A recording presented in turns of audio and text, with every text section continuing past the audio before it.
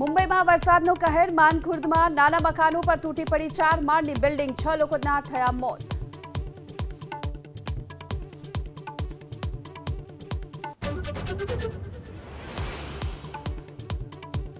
દેશના 25 રાજ્યોમાં આજે પણ વરસાદનું એલર્ટ. મહારાષ્ટ્ર, છત્તીસગઢ, ઓડિશામાં રેડ એલર્ટ. ભારે વરસાદને કારણે મુંબઈ પુણે વચ્ચેનો સંપર્ક કપાયો. રેલવે અને રોડ માર્ગે આવન જાવન ઠપ.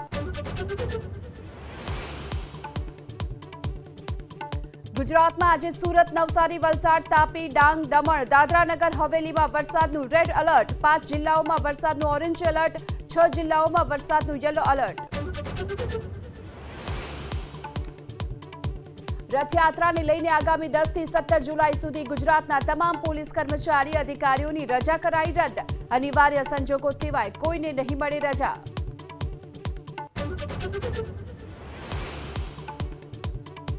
ચઢાવા ચોરી પર આજે બપોરે 3 વાગ્યે રામ મંદિર ટ્રસ્ટની બેઠક. ચંપતરાય અને અનિલ મિશ્રાના રાજીનામા પર થશે ચર્ચા. ટ્રસ્ટમાં સીઈઓની નિમણૂક પર પણ નિર્ણયની સંભાવના.